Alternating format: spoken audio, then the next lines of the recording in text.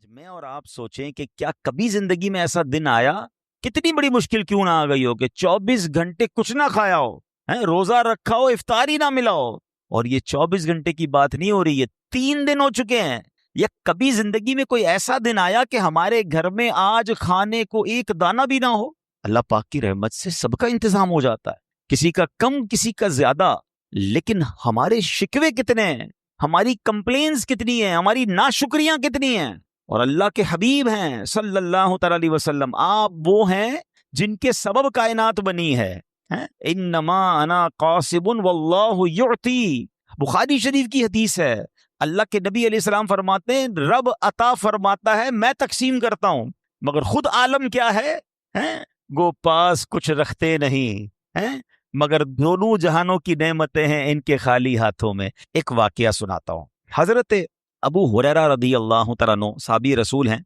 आप फरमाते हैं कि एक मर्तबा रमज़ान शरीफ का मुबारक महीना था, और हम कुछ सहाबाए किराम का मामूल ये था कि रोज़ाना हम रोज़ा रखते थे, और इफ्तार के वक्त हमें कोई मालदार सहाबी रदी अल्लाह तआला अन्हु अपने घर ले जाते थे, और सवाब कमाने के लिए हमें रोज़ा इफ्तार करवा देते। सारे गरीब थे, हैं इल्म दीन सीखने के लिए आए थे, नबी पाक के दर के बाहर बैठे रहते थे और सहाबा इफ्तार करवाते थे। कहते हैं एक मर्तबा ऐसा हुआ कि रोजा तो रखा था, इफ्तार का वक्त आ गया, हमें कोई लेने ही नहीं आया।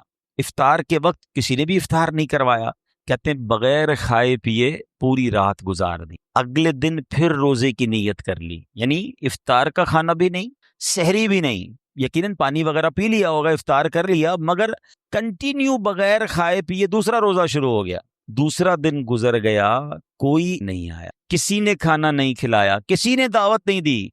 कहते तीसरा रोजा शुरू हो गया, हमने तीसरा रोजा रख लिया है। तीसरे रोजे का जब इफ्तार का वक्त आया तो कहते अब हमारी भूख की शिद्दत बर्दाश्त के काबिल नहीं थी, सब बड़े कमजोर हो गए, जाहिर है अब 3 दिन हो गए थे। तो कहते हैं कि अब जब 3 दिन से हम देखा ना कि कोई खाना नहीं मिला, तो अब सरकार दो आलम सल्लल्लाहु अलैहि वसल्लम की बारगाह में हाजिर हो गए। अब सहाबा का अकीदा देखें कि जब कोई मुश्किल आती थी तो दरबार रिसालत में आ जाते थे, लेकिन किसी बंदे से नहीं कहा है, मांगना शुरू नहीं कर दिया। वो शायर लिखते हैं ना, किसी का एहसान क्यों उठाएं, किसी को हालात क्यों बताएं, तुम ही से मांगेंगे तुम ही दोगे, तुम्हारे दर से ही लौ लगी है। सरकार दो आलम अलैहिस्सलाम की बारगाह में आए और अल्लाह अकबर, नबी पाक अलैहिस्सलाम तो शफीक आका हैं, लगाते हैं उसको भी सीने से आका, जो होता नहीं मुंह लगाने के काबिल, मेरे आका तो सबको सीने लगाते। और ये तो सहाबाए किराम थे। तो अब जब सहाबा वहां गए तो नबी पाक ने फौरन अपने तमाम घरों में अज़वाज मुतहरात को मैसेज पहुंचाया कि खाने को कुछ है, कुछ सहाबा भूखे हैं। तो जवाब आया कि जो था वो गरीबों में बांट दिया है, हमारे घर में भी कुछ नहीं है। अब जरा गौर कीजिए, सहाबा 3 दिन से भूखे हैं और खुद नबी पाक अलैहिस्सलाम के घर में भी खाना नहीं है, गरीबों में बांट दिया है। तो अब नबी पाक अलैहिस्सलाम के घर में भी कुछ नहीं है, मगर शिकवा नहीं है, कंप्लेन नहीं है। अब क्या हुआ, जब कुछ नहीं था ना, अब नबी पाक तो मेरे आका है ना कहना नहीं आदत रसूलुल्लाह की। तो प्यारे आका ने तमाम उन सहाबा को जमा किया कि आओ मेरे पास आ जाओ। सब बैठ गए। अब नबी पाक ने अल्लाह की बारगाह में दुआ शुरू कर दी, अल्लाहुम्मा इन्ना नसअलुका मिन फदलिका व रहमतिक, ऐ अल्लाह पाक मैं तुझसे तेरे फजल तेरी रहमत का हम सवाल करते हैं। रावी कहते हैं अभी दुआ खत्म नहीं हुई थी कि एक सहाबी रसूल आए, भुनी हुई बकरी और रोटियां लेकर आए और कहते हुजूर ये खाना हाजिर खिदमत है। नबी पाक ने सारे साहबा को जमा किया और उन्हें खाना खिला दिया। अब इस एक वाक़े से अगर समझने वाले हों तो बहुत कुछ समझने के लिए है कि साहबा का सब्र, साहबा का अल्लाह की रिजा पर राजी होना, नबी पाक का सब्र, और फिर नबी पाक की अल्लाह की बारगाह में दुआ करना। देखिए अगर एक एक पॉइंट को लेकर चले तो पूरा बयान इसी में हो सकता है कि हमें कितना सब्र दरकार है। कभी नौकरी चली जाती है, कभी कारोबार डाउन हो जाता है, कभी पैसे कम पड़ जाते हैं, कभी खाना पसंद का नहीं होता है, कभी तबीयत खराब हो जाती है। शिकवा नहीं, शिकायत नहीं। और लोगों को क्यों बताते हैं? हम बाज़ औक़ात लोगों को बताकर अल्लाह की शिकायत कर रहे होते हैं कि जुमला थोड़ा सा सख्त है, हम कहते नहीं अल्लाह ने ऐसा किया है, मगर बताओ ना किया किसने है। अगर मैं किसी को बता रहा हूं यार सुबह से बीमार हूं, कारोबार बहुत डाउन है, पैसे कम हो गए, तो किसने किए हैं? अगर थोड़ा सा इसको लॉजिकली समझे ना, ये पैसिवली कहते नहीं जबान से, मगर अमल से लोगों को बता रहे हैं कि अल्लाह ने मुश्किल भेजी। क्यों बता रहे हैं? मेरे रब ने बहुत अच्छा रखा है, मुझे करोड़ों से अच्छा रखा है। कितनी बीमारियां हैं जो मेरे अंदर नहीं है। मैं आपको पूछता हूं कि आपके पास जनाब 1 करोड़ रुपए हों और आपके गुर्दे खराब हों, वो करोड़ रुपए अच्छे या वो गुर्दे खराब वाली बीमारी खतरनाक है? अगर गुर्दे ठीक हैं, पूछिए उससे जिसका डायलिसिस होता है, पूछिए उससे कि जिसके गुर्दे खराब हैं। अब पता है ना, ये जिंदगी है। अगर कोई बड़ी बीमारी नहीं है मुझे और मैं घर में बैठा हूं, हॉस्पिटल में नहीं हूं, तो फिर तो मेरे सजदे ही खत्म नहीं होने चाहिए थे। हैं? दुनिया में एक और डिबेट होती है, चलें ये बात चली है तो बताऊं। हम लोग कहते हैं वेल्थ होनी चाहिए, wealthy person is very best, very fortunate. जो मालदार आदमी है वो बड़ा बड़ा खुशकिस्मत है, ये हमारा माइंडसेट है। लेकिन वेल्थ कहते किसको है, इस पर बाकायदा अब डिबेट होती है दुनिया में। हम समझते हैं कि दौलत पैसा है, मगर अब दुनिया रिसर्च करके बताती है कि दौलत सिर्फ पैसा नहीं, 5 किस्म की दौलत होती है। और सबसे बड़ी वेल्थ क्या है? सबसे बड़ी वेल्थ यह है कि आप सेहतमंद हैं। यानी पहली दौलत ही सेहत है। और इसको बिल्कुल समझ, 2 और 2 4 वाली बात है। आपकी जेब भरी हो पैसों से और आपके सर में दर्द हो रहा है, आपके दिल में दर्द हो रहा है, आपसे बैठा नहीं जा रहा है, आप क्या करोगे? उन पैसों को एंजॉय कैसे करोगे? आप खा नहीं सकते, खाते तो हजम नहीं होता। तो पता चला पहले तो सेहत है। तो अब इससे भी सीख लीजिए कि सेहत का ख्याल रखना है। कुछ लोग पैसे कमाने के चक्कर में सेहत बर्बाद कर देते हैं, जब मालदार बनते हैं तो बीमार भी बन जाते हैं। तो फायदा क्या हुआ है? सारी जिंदगी लगे रहे माल कमाने, ना नींद देखी, ना आराम देखा, ना जनाब रिश्तेदारियां देखी, ना दोस्त देखे, बर्बाद कर दी सेहत। वो पैसे बड़े हैं, उसको एंजॉय करने की सेहत ही नहीं है। तो पहली दौलत ही सेहत है, ठीक है? फिर बताने वाले बताते हैं रिसर्च करके कि दूसरी दौलत आपकी फैमिली है। आप देखें ना, कभी आप थके हुए घर जाए, छोटा बच्चा आके गोद में बैठ जाए, थकन खत्म हो जाती है। ये किसी भी वर्जिश से खत्म नहीं हो सकती, दुनिया के किसी खाने से खत्म नहीं होती। जब अगर आपके बच्चे बड़े हो गए तो पोते पोतियां जब वो सीने लगती हैं, बंदा फ्रेश हो जाता है 10 मिनट के अंदर। फैमिली का प्यार ये बड़ी दौलत है, और लोग इस पर तवज्जो ही नहीं दे रहे। यार मैं बहुत बिजी होता हूँ, बहुत नौकरी करता हूँ, डबल नौकरी करता हूँ, कारोबार करता हूँ, टाइम ही नहीं है फैमिली के लिए। फैमिली दूर हो गई, लड़ाई झगड़े हो गए मियाँ बीवी में, बच्चे नाफरमान हो गए, और आप दुनिया के मालदार आदमी बन गए। क्या करोगे उस पैसे का? किस पे खर्च करोगे? मैंने कई ऐसे मालदारों को जानता हूं जो घर जाते हैं तो झगड़ा मुंतजिर होता है, डरते हैं घर जाने के लिए, और घर जाके टेंशन में आ जाते हैं। किस काम का वो पैसा? तो दौलत सिर्फ माल नहीं है, वेल्थ की 4-5 किस्में बयान हुई। अच्छे दोस्त दौलत हैं, मेरे दुख दर्द में मेरे साथ खड़े रहने वाले दोस्त, ये बहुत बड़ी वेल्थ है। हाँ, सहारा मिल जाता है। मेरे पास दुनिया भर की दौलत है, एक दोस्त नहीं है, कोई मुसीबत में साथ देने वाला ही नहीं है, बल्कि लोग इंतजार कर रहे हैं कि यार ये बर्बाद हो जाए, क्योंकि मैंने इतना तंग किया लोगों को, इतना लोगों को टेंशन दी कि आज मेरे साथ कोई नहीं है, मैं तन्हा हूं। कल्लाश है वो शख्स जिसके पास कोई बुरे वक्त में खड़े रहने वाला दोस्त नहीं है। ये दौलत नहीं है। पैसों की बारी तो बहुत बाद में आती है, और हम एक ही टारगेट लेके चलते हैं कि बस माल मिल जाए। नहीं, बहुत सारी अल्लाह ने दौलत दी है। अगर आप सेहतमंद हैं, आपकी फैमिली आपसे प्यार करती है, आप अपने बच्चों के साथ खुश हैं, you are very much wealthy, आप बड़े मालदार हो। और फिर सबसे बढ़कर मुसलमान के पास तो दौलत भी ईमान की है ना। मैं बड़ा अमीर व कबीर हूँ, चाहे 2 जहां का असीर हूँ। अरे इससे बड़ी हमारे पास माल और दौलत क्या होगी? अल्लाह पर ईमान लाते हैं, रसूल पाक का दामन हाथ में है, खैर ही खैर है इंशाल्लाह। अब मैं बताता हूं इस वाक्य में, जो सहाबा किराम थे ना, जो 3 दिन भूखे रहे मगर शिकवा नहीं था, सब्र था, वो सहाबा थे असहाबे सुफ़ा। हाँ, ये सहाबा किराम की एक बड़ी यूनिक कैटेगरी है। इनके घर नहीं थे, ठीक है? ये नबी पाक के घर के बाहर बैठे रहते थे सारा सारा दिन। इनके पास बाज औकात पहनने के कपड़े पूरे नहीं होते थे, एक चादर होती थी बस, उसी से वो सितर को ढांपते थे। मगर सरकार के दर पर पड़े रहते, पड़े ही रहने से काम होगा, इल्म दीन सीखते थे, और नबी पाक भी इनसे बड़ा प्यार फरमाते थे। अल्लाह मुझे और आपको बार बार मदीने की हाजिरी नसीब फरमाए, कि जब मदीने जाते हैं ना, तो आज भी नबी पाक के रोजे के करीब एक चबूतरा बना हुआ है, असहाबे सुफ़ा का चबूतरा। ये इसी जगह बैठते थे। अब जरा जो मदीने शरीफ गए, मेरी बात जल्दी समझ जाएगी कितना करीब है। वो रोज़े रसूल जो आज है, वही नबी पाक अलैहिस्सलाम का घर मुबारक था, बीबी आयशा सिद्दीका रदी अल्लाह तआला अन्हा का हुजरा था। इतना करीब ये बैठे रहते थे। मेरे आका बाहर तशरीफ लाते, इनको खाना कभी देते, इनको इल्म दीन अता फरमाते, और ये बैठे रहते थे। तो ये वो सहाबा हैं जो बड़े कमाल के सहाबा हैं। अब जरा इनके बारे में थोड़ी सी तफसील सुनते हैं। हजरत अबू हुरैरा कहते हैं अहलुस्सुफ़्फ़ती अदियाफुल इस्लाम, यानी असहाबे सुफ़्फ़ा इस्लाम के मेहमान हैं। वो सहाबा किराम जिनका अपना कोई घर नहीं होता था, दूर दराज इलाकों से इल्म दीन सीखने के लिए मदीना मुनव्वरा हाजिर होते, उनके पास कोई रिहाइश नहीं होती, वो मकाम सुफ़्फ़ा पर आकर क़याम करते थे।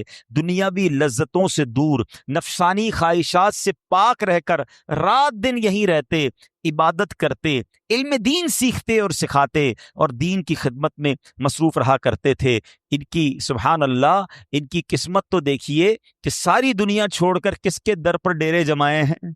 सखियों के सखी के दर पर डेरे जमाए हैं। दरे अक़दस पे तुम्हारे को पड़े रहते हैं, बढ़ के जन्नत से मदीने की फ़ज़ा जानते हैं। अपनी हस्ती से जो तेरे दर पे मिटना जानते हैं, कुछ वही लुत्फ़ फ़ना और बका जानते हैं। असहाबे सुफ़्फ़ा की किस्मत तो ऐसी थी। कुरान मजीद फुरकान हमीद में क्या इरशाद होता है? अल्लाह फरमाता है, और उन लोगों को दूर न करो जो सुबह शाम अपने रब को उसकी रिजा चाहते हुए पुकारते हैं। हज़रत सैयदना शेख अली हजवेरी दाता साहब फरमाते हैं, ये आयत मुबारका असहाबे सुफ़्फ़ा के हक में नाजिल हुई। अब जरा इस आयत का पस मंजर, शान नुज़ूल समझिए।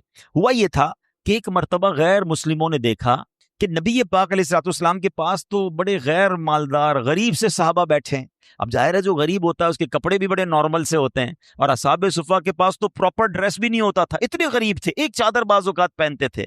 तो जब मालदार लोग आए ना इस्लाम के बारे में जानने के लिए, और देखा कि सरकार दो आलम अलैहिस्सलाम के पास तो गरीब से और गैर मालदार लोग बैठे हैं, तो उन्होंने कहा कि हम गरीबों के साथ नहीं बैठेंगे, हमें बड़ी शर्म आती है, आप इनको यहां से दूर कर दें, अपने पास ना बिठाएं, हम कलमा पढ़ लेते हैं, हम मुसलमान हो जाएंगे, मगर आप इनके साथ हमें ना बिठाएं। अल्लाह अकबर, गरीबों के आका, बेकसों के दाता सल्लल्लाहु तआला अलैहि वसल्लम ने इस मुतालबे से साफ इनकार फरमा दिया।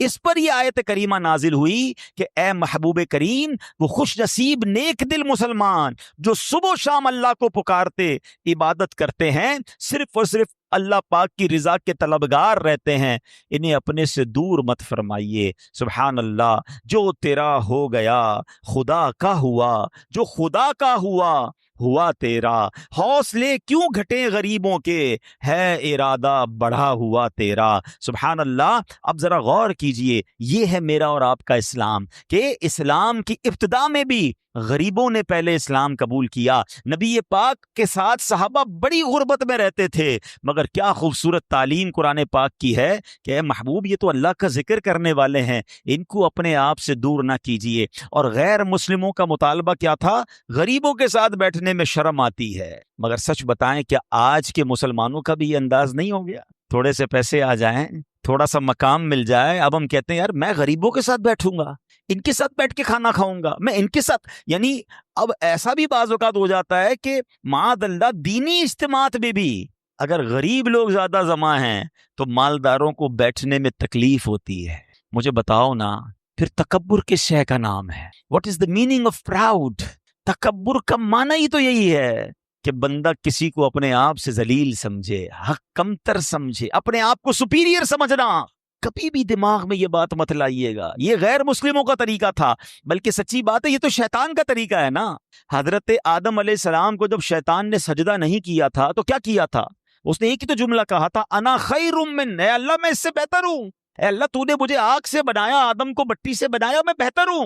और आज यही तो कर रहे हैं लोग, मैं बेहतर हूं, मैं बंगले वाला हूं, मैं गाड़ी वाला हूं, मैं मालदार हूं, मैं जनाब इतना मशहूर हूं, है मेरी इतनी इज्जत है, मैं इसके साथ कैसे बैठ जाऊं? तकब्बुर इतना बुरा गुनाह है। याद रखिए, बहुत सारे जुर्म हैं, बहुत सारे गुनाह हैं, मगर अल्लाह को तकब्बुर कितना सख्त नापसंद है। जरा सोचिए कि शैतान ने जिंदगी में एक ही बार तकब्बुर किया था, once in a life time, सारी इबादत बर्बाद। शैतान की इबादत कितनी थी? जन्नत का खजांची था, मगर अल्लाह ने अपने दर से उसको मरदूद करार दे दी। अब जो रोज ये करता है, उसने तो एक बार किया ना, जो रोज ये कर रहा है, अच्छा कहता नहीं, हम कहते नहीं कि मैं गरीबों के साथ नहीं बैठ रहा, मगर कोई बैठ जाए तो बुरा लगता है। अपनी सवारी में कभी बिठाया हमने बराबर में? कभी खाने में किसी गरीब के साथ बैठकर खाना खाया? खाया करें।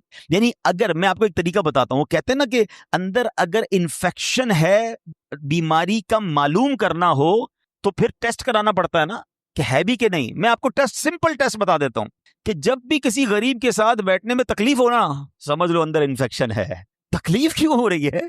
किसी गरीब से हाथ मिलाने में अगर तकलीफ हो रही है, किसी को सलाम लेने में तकलीफ हो रही है, तो it mean something wrong in my heart, गड़बड़ हो गई है। अरे भाई, अच्छा फिर उलमा ने इसका तरीका भी यही बताया कि अगर किसी को तकब्बुर का इलाज करना है ना, आजिज़ी इख्तियार करनी है, तो उसको चाहिए गरीबों के साथ बैठ के खाना खाए, उनको सलाम में पहल करे, उनसे हाथ मिलाए, उनसे मुआनका करे। ये तो मेरे आका का तरीका है और क्या कुरान की तालीम है। और गैर मुस्लिमों ने क्या कहा था कि हमें गरीबों को दूर कर दे, हम ईमान ले आएंगे। प्लीज कभी भी ये ना अपने अंदर आने दें, ना अपने बच्चों के अंदर आने दें। न्यू जनरेशन में ये ज्यादा प्रॉब्लम हो रही है। मुलाजमीन के साथ बर्ताव अलग हो गया है, बल्कि अब तो ये हाल हो गया है, कहते हुए मजा तो नहीं आ रहा, कि अगर कोई बंदा अमीर हो जाए ना या मशहूर हो जाए, तो अब वो अपने गरीब रिश्तेदारों को डिसओन करना शुरू कर देता है कि यार मैं कैसे बताऊं कि मेरे चचा का बेटा रक्षा चलाता है। हैं, पहले पहले वो खुद भी गरीब इलाके में रहता था, अब पैसे वाला हो गया, डिफेंस में आ गया, किसी अमीर इलाके में आ गया। अब वो चाहता है कि वो यार वो वाला रिश्तेदार मेरे करीब ना है, लोगों को कैसे बताऊंगा कि मेरा कजन है या मेरा फला रिश्तेदार है। क्या हरज है इसमें? इसमें क्यों दिल पर बोझ आ रहा है? भाई मैं भी वही था। अगर आज अल्लाह ने मुझे इस मकाम पर पहुंचाया तो क्या मैं गरीबों से मिलना छोड़ कर दूंगा? अपने रिश्तेदारों को डिसओन, पुराने दोस्तों से नहीं मिलते, आए किसी गरीब इलाके से थे, उन गरीब इलाके वाले दोस्तों को छोड़ दिया कि नहीं यार अब मेरी तो सोसाइटी अलग हो गई, मेरा उठना बैठना अलग हो गया, ये मेरे साथ कहां चलेंगे? कभी सोचा उनके दिल पर कितना अफसोस होता होगा? मैं मशवरा देता हूं, आप गुर्बत के साथी और खास तौर पर जब आपको कोई नहीं जानता था उस वक्त के दोस्तों को कभी ना भूलिएगा। आज आप मशहूर हो गए, दुनिया आपके आगे पीछे है, ये तो शोहरत की वजह से आए हैं। उसको क्यों भूल गए जब तुम्हें कोई नहीं जानता था, वो तुम्हारे साथ खड़ा था? अरे उसकी इज्जत ज्यादा करो। जब मेरे पास मालो दौलत की कमी थी और कुछ दोस्त थे, कुछ रिश्तेदार थे जो मेरे साथ थे, और आज अल्लाह ने नवाज दिया, आज तो बहुत सारे लोग साथ हैं। उस वक्त के लोगों को याद करें। अल्लाह सलामत रखे मेरे पीरो मुर्शिद अमीर अहले सुन्नत को। मुझे उनकी एक बड़ी प्यारी अदा हमने सीखी उनसे, आपने भी देखा होगा। अमीर अहले सुन्नत आज भी उन दावत इस्लामी से मोहब्बत करने वाले लोगों को याद रखते हैं कि जिन्होंने दावत इस्लामी के शुरू में दावत इस्लामी का साथ दिया। वो कहते उस वक्त तो लोग ही नहीं थे। अमीर अहले सुन्नत खुद मोटरसाइकिल पर, साइकिल पर, बस में सफर करते थे, कहते उस वक्त इन्होंने हमें साथ दिया। आज उनके लिए 1000 आदमी गाड़ी लेकर तैयार खड़ा है कि हजरत थोड़ा कदम रख दें। कहते ये तो और वक्त है ना, वो जो वक्त था वो मुझे याद है और हमने देखा उनका अंदाज। अल्लाह मुझे भी, आपको भी, पुराने वक्तों के दोस्तों को भी, रिश्तेदारों को भी, मददगारों को भी याद रखने की तौफीक अता फरमाए। और कभी भी ये मत कीजिएगा कि यार गरीब के साथ में कैसे बैठूं, यही तो तकब्बुर है। आगे सुनिए असहाबे सुफ़ा की एक और फजीलत। अल्लाह ने कुरान पाक में इनके बारे में और क्या फरमाया? वइज़ा जाअकल्लज़ीना युमिनूना बिआयातिना फ़कुल सलामुन अलैकुम कतब रब्बुकुम अला नफ्सिहिर रहमा। तर्जुमा कंजुल इरफान। और जब आपकी बारगाह में वो लोग हाजिर हों जो हमारी आयतों पर ईमान लाते हैं, तो इनसे फरमाओ तुम पर सलाम, तुम्हारे रब ने अपने जिम्मा करम पर रहमत लाजिम कर ली है। आए हाय, कुरान सलाम भी दे रहा है और उन पर रहमत के बारे में क्या फरमा रहा है कि रब ने अपनी रहमत तुम्हारे लिए अपने जिम्मा करम पर ले ली है। यानी क्या फरमाया कि ए महबूब, ये पाक लोग जो हमारी आयात पर ईमान लाए, जब ये आपकी खिदमत में आया करें ना, इनकी इज्जत अफजाई करें, इनके साथ सलाम में पहल करें और इन्हें ये खुशखबरी सुना दीजिए कि अल्लाह पाक ने फजल करते हुए अपने जिम्मा करम पर रहमत लाजिम कर ली है। हजरत खब्बाब रदी अल्लाह तआला फरमाते, पहले भी नबी पाक बहुत करम फरमाते थे, पहले भी बड़ी सोहबत से नवाजते थे, मगर जब ये आयत नाजिल हो गई तो नबी पाक असहाबे सुफ़ा को इतना करीब बिठाते थे कि हमारे घुटने नबी पाक के घुटनों से टच होते थे। यानी प्यारे आका का कुरान पर अमल देखें। जब अल्लाह ने फरमा दिया है महबूब ये इबादत करने वाले हैं, ये अल्लाह को याद करने वाले, इनको दूर मत करें, इनको सलाम दें, इन पर अल्लाह की रहमतें हैं। अब अल्लाह के हबीब अलैहिस्सलातु वस्सलाम जो हैं उन असहाबे सुफ़ा को और करीब करते थे।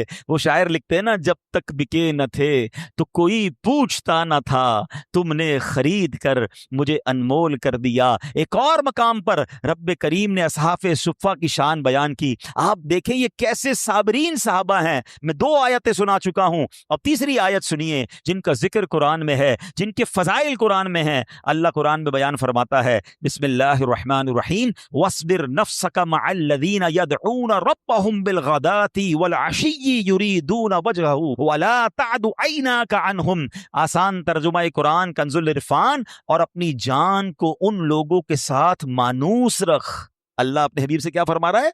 उनके साथ अपनी जान को मानूस रख, जो सुबह शाम अपने रब को पुकारते हैं, उसकी रिजा चाहते हैं और तेरी आंखें इन्हें छोड़कर औरों पर न पड़े। अल्लाह अकबर। अब क्या फरमाया? वस्बिर नफ्सका, ए महबूब खुद को असहाबे सुफ़ा के साथ मानूस रखिए। वला तादु ऐनाका अनहुम, अपनी मुकद्दस मुबारक निगाहें उनसे मत हटाइए। अल्लाह अकबर। नबी पाक को कुरान हुक्म दे रहा है, रब हुक्म दे रहा है कि ए महबूब इन्हें नजरों में रखिए, इन पर अपनी निगाहें रहमत जारी रखिए। साहबे सुफ़ा की किस्मत पर हमारी जाने कुर्बान। आज 1400 साल बाद वाले हम मुसलमान क्या चाहते हैं कि एक निगाह करम पड़ जाए, एक बार तवज्जो हो जाए, एक बार सरकार की निगाह पड़ गई। वो कहते हैं ना शायर, याद रखो अगर उठ गई एक नजर, जितने खाली हैं सब जाम भर जाएंगे। मेरे आका की निगाह पड़ना, एक बार किसी पर निगाह पड़ जाए उसके काम बन जाएं। असहाबे सुफ़ा के बारे में कुरान फरमा रहा है, महबूब इनसे निगाहें नहीं हटानी है, इन पर निगाहें रखनी हैं, इन पर खास तवज्जो रखनी है। काश असहाबे सुफ़ा के सदके हम गुनाहगारों पर भी करम हो जाए, हम पर भी एक ऐसी निगाह पड़ जाए। वो शायर लिखते हैं ना, खुशा किस्मत वो दम भर को जो नजर जिंदगी बख्शे, खुशा किस्मत वो दम भर को नजर जिंदगी बख्शें, ये आलम जिंदगी का जिंदगी भर हो तो क्या कहना। सुभान अल्लाह। अब यहां एक और बात, असहाबे सुफ़ा के बारे में कुरान ने क्या कहा? वस्बिर नफ्सका, ए महबूब खुद को असहाबे सुफ़ा के साथ मानूस रखें। अब नबी पाक अलैहिस्सलाम पहले तो करम फरमाते थे, अब प्यारे आका अलैहिस्सलाम ने जब ये आयत नाजिल हुई ना, तो आपका बैठना उठना ही असहाबे सुफ़ा के साथ हो गया। यानी नबी पाक उनके साथ बैठते थे, कहीं जाना होता तशरीफ ले जाते, फिर आकर वहीं तशरीफ फरमा होते थे, हैं। और जब तक असहाबे सुफ़ा उठकर नहीं जाते थे, सरकार दो आलम अलैहिस्सलाम उनके पास बैठे रहते, मेरे आका भी कहीं नहीं जाते थे। हाय हाय हाय। असहाबे सुफ़ा के बारे में बहुत कुछ सुना था, मगर ये जो कुरान पाक की आयत के जरिए सुन रहे हैं, उनसे मोहब्बत में और इजाफा हो गया है कि ये कैसे लोग हैं जिनके साथ नबी पाक को कहा जा रहा है कि इनके साथ मानूस हो जाएं, अपनी निगाहों में इन्हें रखें, इनको अपने आप से दूर ना करें। लेकिन वजह क्या थी? कुरान कहता है सुबह शाम अपने रब को पुकारते हैं और उसकी रिजा चाहते। ये चीज याद रखनी। अगर अल्लाह की रहमतें चाहिए ना, तो ये वस्फ है असहाबे सुफ़ा। Why they are so much superior? Because वो इबादत करते थे सुबह शाम, सुबह शाम अल्लाह को पुकारते थे। मैं और आप अब अपने बारे में सोचें, हम क्या करते हैं? वो गरीब हैं, पहनने को कपड़े नहीं है, खाने को खाना नहीं है, रहने को घर नहीं है, मगर सुबह शाम अल्लाह रसूल की बातें हैं, सुबह शाम इल्म दीन, सुबह शाम इबादत। मेरे पास कपड़े भी हैं, घर भी हैं, खाना भी है, पैसे भी हैं और नमाजें भी कज़ा हो रही है। ऐसे कितने लोग होंगे हैं? नमाजें पढ़ी भी तो कोई सुन्नत पढ़ने का टाइम नहीं, नफल तो वैसे ही नहीं पढ़ते। कितनी तिलावत की हमने, कितना अल्लाह का जिक्र किया, वो सुबह शाम अल्लाह की इबादत कर रहे हैं इस गुर्बत के आलम में। और मेरी सहूलत के अंदर इबादतों का आलम क्या है, हम सब अपने बारे में जानते। जो नमाज नहीं पढ़ते वो सोचें, जो कुरान नहीं पढ़ते वो सोचें, जो अल्लाह रसूल का जिक्र नहीं करते वो सोचें। इतनी आसान जिंदगी होते हुए और उनसे रब कैसा राजी। आप इनाम समझ रहे हो? मैं समझता हूं इससे बड़ा दुनिया में इनाम क्या हो सकता है कि अल्लाह अपने हबीब से फरमा रहा है कि हबीब इनके साथ रहिए, इन पर अपनी निगाह रखिए, इनको दूर मत कीजिए। तो सुबह शाम अल्लाह की इबादत करने वालों से रब राजी होता है। मगर इबादत के साथ एक और कुरान ने खूबसूरत बात की है, वो भी सीखनी है मुझे और आपको। क्या फरमाया? युरीदून वजहहू, ये इबादत तो करते हैं मगर किस लिए? अल्लाह की रिजा के लिए, अल्लाह को राजी करने के लिए, और कोई मकसद नहीं है। मैं इबादत इसलिए करूं कि नमाजी कहलाऊं, मैं सदका खैरात इसलिए करूं कि सखी कहलाऊं, नहीं, अल्लाह की रिजा के लिए, अल्लाह राजी हो जाए। अल्लाह मुझे और आपको ऐसी इबादतें नसीब फरमाए जो फ़कत रब्बे करीम की रिजा के लिए हो, इखलास हो उसमें। तो अबू हुरैरा रदी अल्लाह तआला जो असहाबे सुफ़ा में से हैं, एक दिन ऐसा आया कि हम असहाबे सुफ़ा के पास पुरानी चादरें होती थी। ये वाकया हजरत अबू हुरैरा अपने शागिर्दों को सुना रहे हैं कि हम असहाबे सुफ़ा के हालात क्या होते थे। कहते हैं हमारे पास पुरानी चादरें होती, उन्हीं से जिस्म को ढांपते थे, उसके अलावा पहनने को कपड़े नहीं होते थे। पीठ सीधी रखने की मिकदार, चंद लुकमे खाने के मिलते थे और उसको भी बाज़ औक़ात अरसा गुजर जाता था। हम अपने पेट पर पत्थर बांधते थे और ऊपर कसकर कपड़ा लपेट लिया करते थे। ऐसी भूख में वक्त गुजारा है। एक बार कहते हैं हजरत फुदाला बिन उबैद रदी अल्लाह तआला फरमाते हैं कि एक मरतबा नबी पाक अलैहिस्सलाम नमाज पढ़ा रहे थे। दौराने नमाज असहाबे सुफ़ा इतनी भूख में थे कि उनमें से कई सहाबा शिद्दत भूख से गिरे और गिरकर बेहोश हो। आप भूख का आलम सोचे कि अच्छा, फिर इसमें एक और खूबसूरत बात, किस आलम में बेहोश हुए, क्या कर रहे थे बताइए ना? नमाज पढ़ रहे थे। यानी भूखे इतने हैं कि खड़ा नहीं हो जा रहा, मगर नमाज फिर भी नहीं छोड़ रहे, और नमाज के आलम में बेहोश हो गए। और हमारा हाल क्या यार, आज थोड़ा सा सर में दर्द है, कल से नमाज पढ़, थोड़ा सा तबीयत ठीक नहीं है, बस अगले जुम्मे से पढ़, है बस यार आप चले, मैं बस बाद में पढ़ लूं। बहाना ढूंढते हैं यार नमाज कज़ा करने का। और ये है कि जो भूख से बुरा हाल है, शिकवा नहीं है कि या अल्लाह हम तेरे नबी के सहाबी हैं, इबादत करते हैं तेरी, सुबह शाम तुझे पुकारते, खाना तो भिजवा दे, नहीं राजी हैं, मांगते भी नहीं है किसी से, बात भी नहीं करते हैं। हज़रत अबू हुरैरा खुद फरमाते हैं, एक मर्तबा मैं कई दिन का भूखा था, मस्जिद नबी शरीफ की तरफ जा रहा था, इतनी भूख थी कि भूख के सबब चक्कर आने लगे, मैं चकरा कर गिर गया, फिर उठा, मस्जिद नबी की शरीफ की तरफ, फिर चक्कर आने लगे, यूं ही चकराता रहा, गिरता रहा, उठता रहा, मस्जिद नबवी पहुंचा, यहाँ नबी पाक अलैहिस्सलाम की जियारत हुई, मेरे आका ने मेरा चेहरा देखा, भूख के आसार देखे, तो घर से सरीद मंगवाया। सरीद कहते हैं शोरबे के अंदर रोटियों के टुकड़े डालकर ये बनाया जाता है, तो वो मंगवाया। और मुझे कहा अबू हुरैरा जाओ असहाबे सुफ़ा को बुला लाओ। कहते मैं सबको बुला कर लाया, सबको मैंने खिलाया, मुझे हुक्म नहीं था, मुझे दूसरों को खिलाने का हुक्म था, मैंने सबको खिलाया। जब असहाबे सुफ़ा खा चुके, वो प्याला मैंने प्यारे आका अलैहिस्सलाम को दिया, नबी पाक ने वो प्याला मुबारक हाथों में लिया, अब उसके सिर्फ प्याले के किनारे पे थोड़े से टुकड़े सरीद के बचे थे, कहते हैं वो नबी पाक ने अपनी मुकद्दस उंगलियों से जमा किया, ये मुश्किल से एक लुकमा बना था। नबी पाक ने कहा ए अबू हुरैरा बिस्मिल्लाह पढ़कर खाओ। कहते खुदा की कसम मैंने बिस्मिल्लाह पढ़ के वो एक लुकमा खाया था, हालांकि कई दिन का भूखा था। अल्लाह करीम ने उस लुकमे में इतनी बरकत दी कि उस एक लुकमे से ही मेरा पेट भर गया। अच्छा, ये यकीनन नबी पाक का मौजज़ा है, मगर इनका तो सब्र देखें ना, है इनकी खुददारी भी देखें। वो बड़ा मशहूर वाक़या आप सबने सुना होगा कि हज़रत अबू हुरैरा कहते हैं कि एक बार मेरा भूख से बुरा हाल, कई दिन से खाया नहीं था, पेट पीठ के साथ लग गया था। हजरत अबू बकर सिद्दीक रदी अल्लाह तआला पर कोई कुरानी मसला पूछा, कहते हैं मसला इसलिए पूछने गया था, मुझे देखें, मेरी कंडीशन देखें और समझ जाएं कि मुझे भूख लगी है, मुझे खाना खिला दें, मैंने नहीं सवाल करना, खुददारी देखें। कहते हैं मैंने कुरान का मसला पूछा, खाने का नहीं कहा। हजरत अबू बकर सिद्दीक ने मसला बताया और चले गए हैं। उनकी ये, हालांकि वो बड़े सखी हैं, मगर या तो ऐसा भी हो सकता है कि हजरत अबू बकर भी जानते हो कि आज कहीं और की मेहमानी मिलनी है, आज कहीं और की दावत मिलनी है। बहरहाल कहते हैं हजरत उमर आए रदी अल्लाह तआला, सैयदना उमर फारूक के पास में चला गया, उनसे भी एक मसला पूछा, सोचा जवाब देते देते मुझे भी देखेंगे, मेरी हालत देखेंगे, मेरी भूख देखेंगे, मुझे खाना खिला देंगे।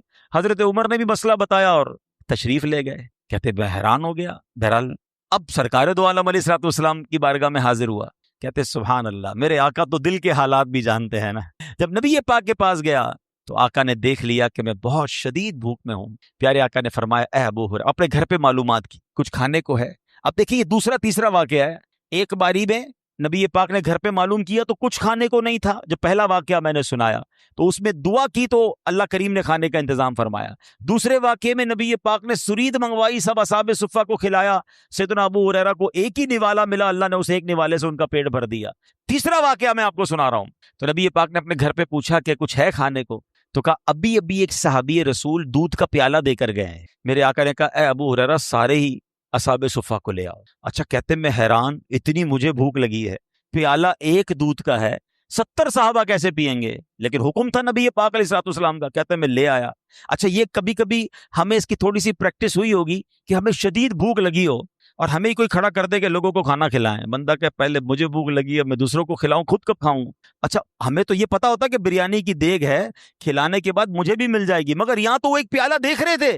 तो अब नबी पाक ने फरमाया ए अबू हुरैरा सबको पिलाओ, पिलाने की जिम्मेदारी भी उन्हें दे दी। अब सारे ही साहबा को भूख लगी थी।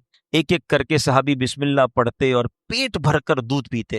कहते एक ने पिया, दो ने पिया, तीन ने पिया, 70 साहबा ने दूध पी लिया। कहते प्याला वैसे का वैसे ही भरा हुआ है। अब नबी पाक कहते हैं ए अबू हुरैरा अब तुम रह गए और मैं रह गया हूं, ऐसा करो बिस्मिल्लाह पढ़ के पियो। हज़रत अबू हुरैरा कहते हैं मैंने पेट भर के दूध पिया। वो तुम्हारी पंजाबी विच कहते हैं ना, रच के दूध पिया है। फिर आका ने फरमाया ए अबू हुरैरा और पी। कहते फिर प्याला मुंह से लगाया और पिया। अबू हुरैरा और पियो। हाँ, कहते पीता रहा, आखिर मैंने कहा हुजूर बस अब जगह नहीं है। अब नबी पाक ने बिस्मिल्लाह शरीफ पढ़ी और जो जितना भी दूध था मेरे आका ने उसे नोश फरमाया। एक अच्छा यहाँ सखावत मुस्तफ़ा, यहाँ नबी पाक का मौजज़ा, वो तो डिस्कस करता हूं मैं, हमने कई बार किया है। एक और खूबसूरत बात सीखनी है, प्यारे आका ने कब पिया? 71 लोगों को पिलाकर फिर नबी पाक ने दूध पी। ये भी तो प्यारे आका की कैसी मेहमान नवाजी है। सीखने को ये भी मिला, सुन्नत ये है कि साकी सबसे आखिर में पीता है, पानी पिलाने वाला सबसे आखिर में पीता है, ये भी अदब है। तो बहरहाल अब यहाँ क्या सीखने को मिला कि प्यारे आका अलैहिस्सलाम ने, क्या खूबसूरत नबी पाक का मौजज़ा है। इसी बात को बरेली के ताजदार आला हजरत इमाम अहले सुन्नत ने बड़े प्यारे अंदाज में लिखा, बल्कि आला हजरत ने तो हजरत अबू हुरैरा से क्वेश्चन कर लिया। आप कहते हैं क्यों जनाब अबू हुरैरा, था वो कैसा जामे शीर है? शीर कहते हैं फारसी जबान में दूध को, प्याला जाम। कहते हैं अबू हुरैरा हमें भी तो बताओ वो दूध का प्याला कैसा था। क्यों जनाब अबू हुरैरा, था वो कैसा जामे शीर जिससे 70 साहिबों का दूध से मुंह फिर गया। वो कैसा प्याला था कि 70 साहबा ने दूध पिया और सबका पेट भर गया। मगर अगेन नबी पाक का मौजज़ा कमाल। मगर असहाबे सुफ़ा का सबर कैसा, असहाबे सुफ़ा की गुर्बत का आलम क्या है। अल्लाह अकबर। अल्लाह करे कि हमें ये बात सीखने को मिले। अल्लाह मुझे और आपको ये सोच अता कर दे कि जिंदगी का गोल एक होना चाहिए, अल्लाह राजी हो जाए, अल्लाह के हबीब राजी हो जाए, बस। दुनिया के पीछे ना रहा करें। कुछ लोग अब जब भी अच्छा काम करेंगे ना, कुछ लोगों को प्रॉब्लम जरूर होगी आपसे, इसको छोड़ दें, अल्लाह रसूल को राजी करें।